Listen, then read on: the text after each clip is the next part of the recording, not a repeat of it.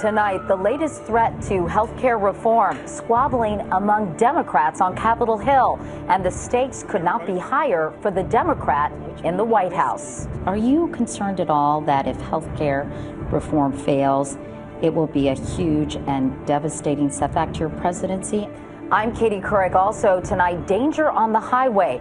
Hands-free phones may be a bigger distraction than we knew. Why did the government keep us in the dark? A prominent black man is arrested after he enters his own home because someone mistakenly reported a break-in. Was it racial profiling? And an unusual brain condition opens up a whole new world for an artist, and she wants to keep it that way.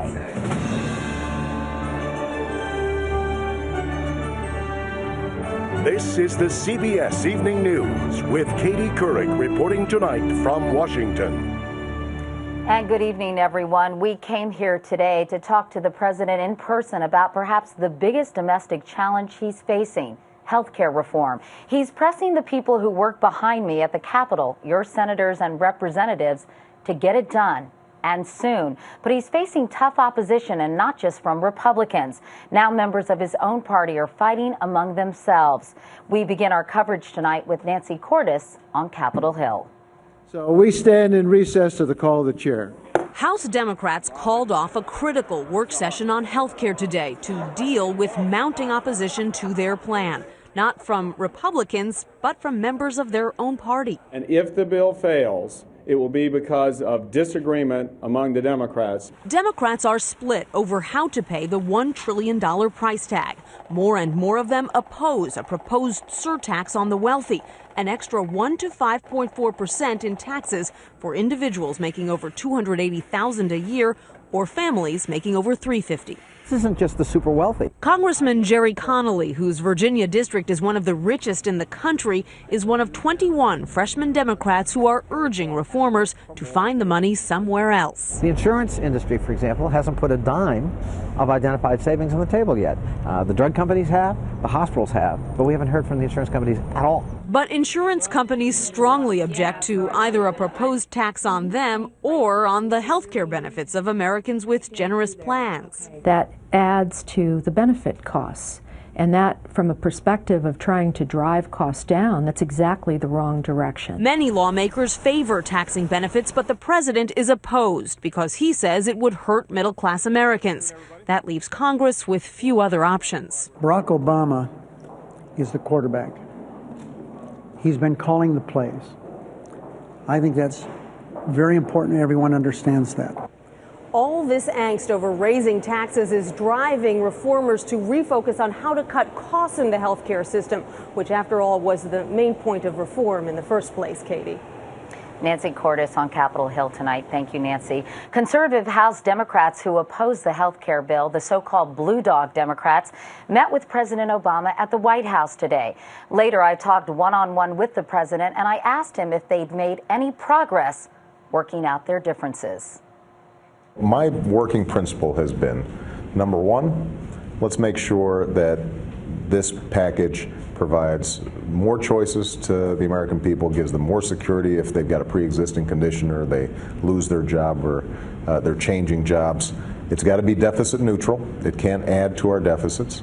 And it's got to bring long-term costs down. And I think rightly, a number of these so-called blue dog Democrats, more conservative Democrats, were concerned that not enough had been done on reducing costs. It's the same concern that I shared, and I think that we're moving in a direction where, at the end of the day, by the time we have a bill on the floor, we will be able to say unequivocally that this is going to bend the cost curve so that healthcare inflation is reduced. That's going to be good for American families. That's going to reduce their costs and make the system work better for everybody. But it's not going to add to the deficit. It will not add to the deficit. I will not sign a bill that adds to the deficit, period. You've said that if Congress doesn't have a deadline, things don't get done in this town.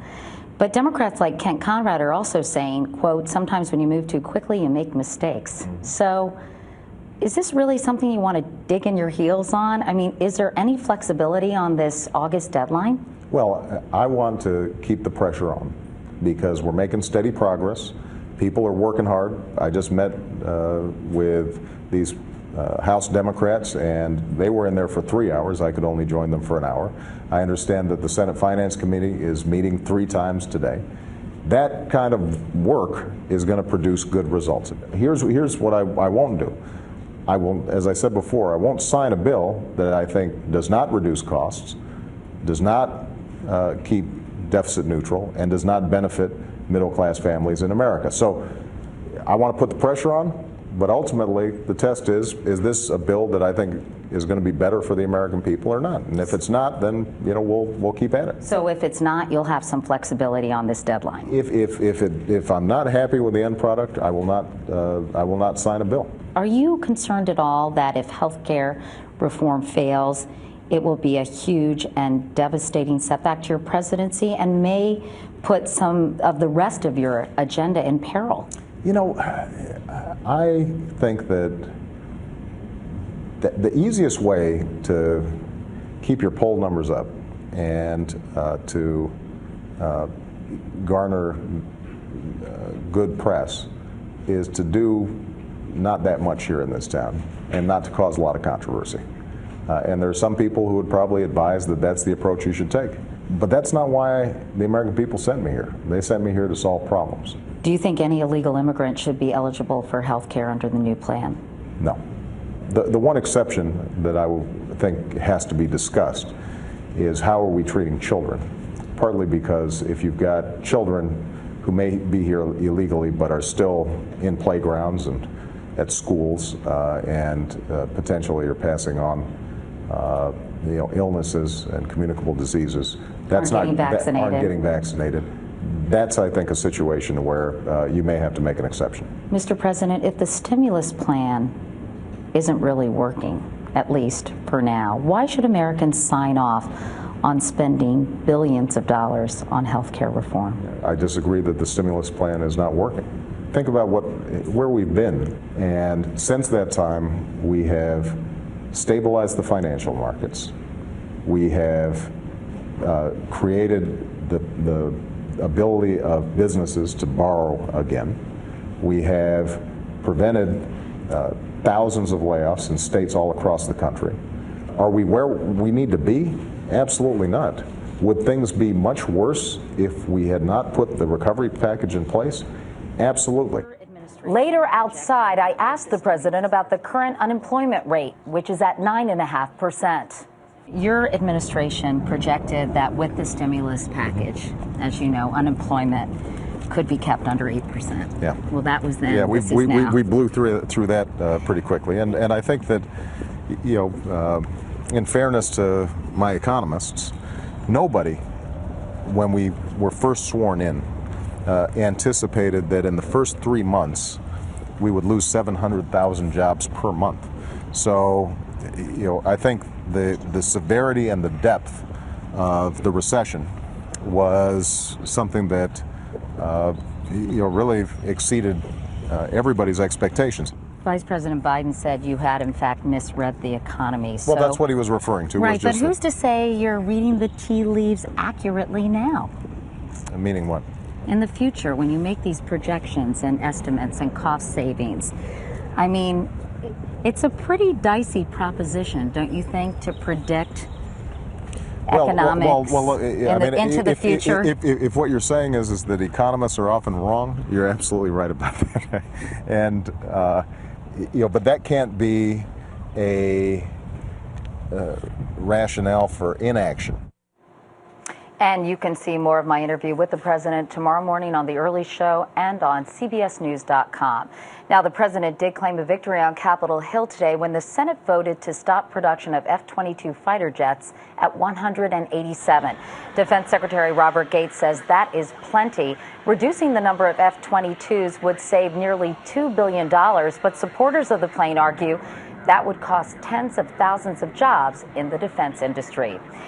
Meanwhile, it was a very busy day here at the Capitol. Ben Bernanke was here as well with his latest assessment of the economy. Anthony Mason has more. I welcome the chairman. The Fed chairman's latest diagnosis for the sick economy: the patient is improving. The pace of decline appears to have slowed significantly. One promising sign, a key index of leading economic indicators which plunged late last year is now rocketing back up. What are the indicators telling us? They are emphatic that recovery begins this summer. But economist Lakshman Achuthan warns that for many it won't feel like a recovery. We lost well over 7 million jobs during this recession, and we will not get them back for years. Now a critical shopping season is approaching, back to school, and a third of parents say they plan to spend less this year. That could mean more shuttered shops, even along New York's Madison Avenue, some of America's most pricey real estate. 15% of stores are now vacant or about to be. And one looming threat, which we hear about a lot, is the commercial real estate issue. Mr. Chairman, we are watching that situation very carefully. The commercial real estate industry is at an inflection point. Bruce Mosler, CEO of the global property manager Cushman & Wakefield, says $800 billion worth of commercial mortgages for office buildings, malls, hotels will be coming due in the next 2 years, and many won't be able to make the payments. If these businesses don't get some kind of support, what happens? You have mortgage defaults. And that's the last thing that we need to stall the recovery. But the markets seem to be betting on recovery. The Dow rallied for the 7th straight day and is now back in positive territory for the year. Anthony Mason, CBS News, New York. Now to some disturbing news about cell phones and driving. According to government figures released today, in 2002, about 240,000 accidents and nearly 1,000 deaths were caused by drivers on cell phones. And hands-free phones may be no safer. But why did it take so long for this report to come out? Here's Cheryl Atkinson. The data released today on the dangers of using cell phones while driving has been kept under wraps for years by the very agency tasked with protecting us on the highway. The research suggests hands-free headsets and built-in phones like OnStar are no safer than handheld phones. It's the conversation that distracts drivers. And the research calls into question laws passed in 5 states and Washington, D.C., requiring drivers to use hands-free phones under the belief that they're safer. Remarkably, the National Highway Traffic Safety Administration has kept hundreds of pages of the research secret since 2003. The documents were only released today by public advocates who had to sue to get them. What was their reason for keeping these documents secret? From looking at the documents now, it seems like nothing more than an agency who knew about a serious safety problem and didn't want the public to know that they weren't doing anything about it. Why is the question. Safety advocates suspect the government didn't want to upset the powerful wireless industry, which has spent $35 million lobbying Congress since 2000 and was said to have gotten frequent updates on the research. Today, the then number 2 official at the Transportation Department told us by phone the idea of industry influence is total bunk, and he simply felt the research wasn't clear.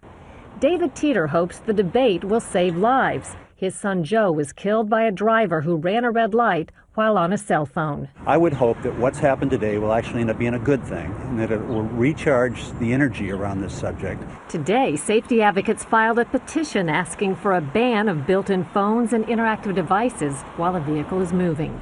Cheryl Atkinson, CBS News, Washington. And still ahead on the CBS Evening News, what this picture says about the state of race relations in America. Some say nothing good. A case of mistaken identity has raised questions about civil rights and racial profiling. A 58-year-old black man was arrested at his own home by police looking for a suspected robber. The story grabbed national headlines because the man in question is one of the nation's most prominent African-American scholars. Our national correspondent Jim Axelrod has more. This is not how Henry Louis Gates is used to being seen in public, handcuffed and being taken away by the police. Will it lead to the mediocrats changing the subject? This is perhaps America's best-known African-American intellectual and director of Harvard's African-American Research Institute. Gates was arrested for disorderly conduct last Thursday at his home in Cambridge, Massachusetts. Gates arrived here at his home early last Thursday afternoon after a long plane flight from China. He arrived to find his front door jammed, so he and his driver tried to push their way through. A passerby in this neighborhood, where there's been a rash of break-ins, called the police. The sergeant who responded found Gates in his foyer. In a police report, the sergeant says Gates refused to step outside, asking why. Because I'm a black man in America? Gates showed his Harvard ID, but became angry, he says, when the sergeant refused to provide his name and badge number. The sergeant says he did, twice, but that Gates was belligerent. After repeatedly warning Gates to calm down, the sergeant says, he arrested him. You had two human beings that were reacting to a set of circumstances, and unfortunately at the time, cooler heads did not prevail. In an interview with the Washington Post today, Gates called his arrest outrageous, how poor black men across the country are treated every day. Gates said the sergeant should apologize.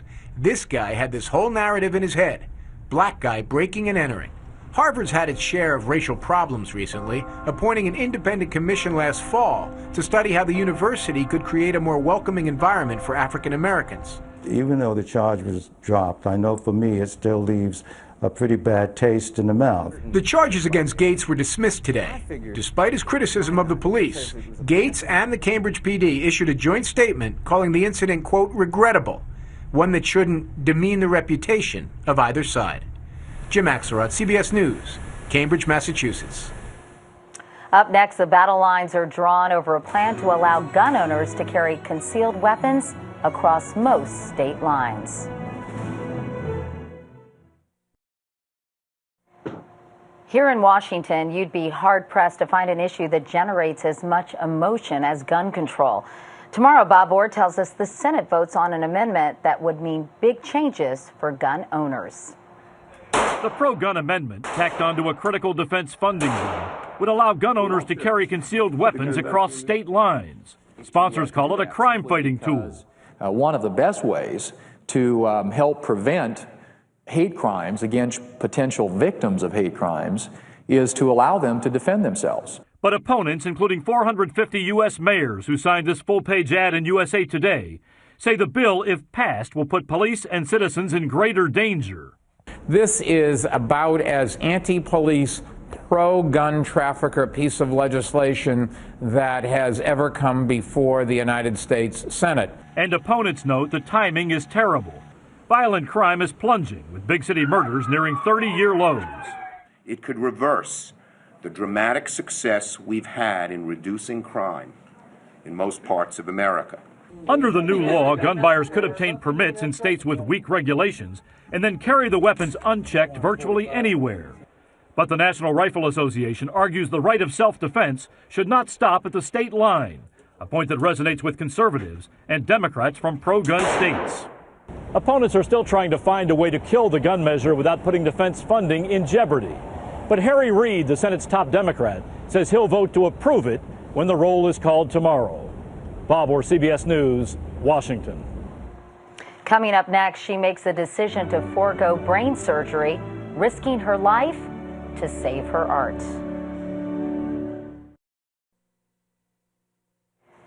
We end tonight with the mystery that is the human brain. We still know so little about how it works, but every day we get another clue. Richard Schlesinger has the story of a woman who developed a dangerous brain condition, and what followed was a period of intense new creativity. This is basically just being out in touch. Alison Silva's paintings were always bright and cheery and whimsical. So this was very playful. But in 2006, things turned dark for Alison when her health started to fail. I was having kind of these blackouts and headaches and dizziness. She ended up in the hospital, and it was there that Alison, whose work was all about color, came face to face with a stark black and white MRI. It showed a dangerous tangle of blood vessels that had leaked into her brain.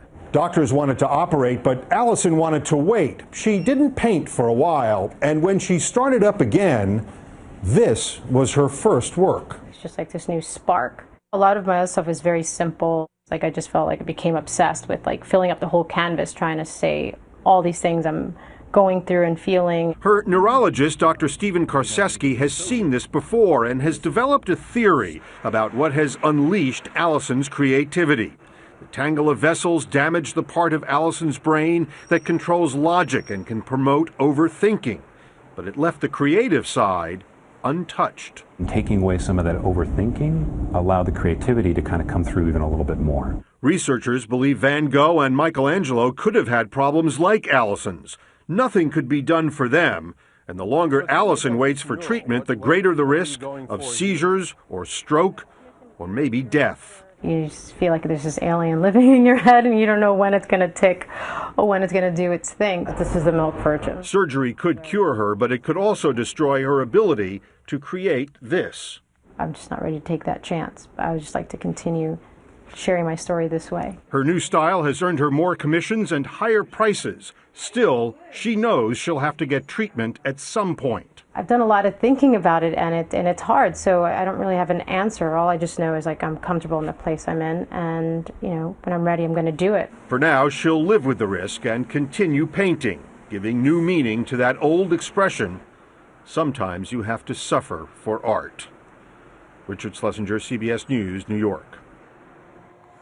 And that's the CBS Evening News for tonight, with thanks to the Jones Day Law Firm for this window on the Capitol. I'm Katie Couric in Washington. Thanks for watching. I'll see you tomorrow from New York. Good night.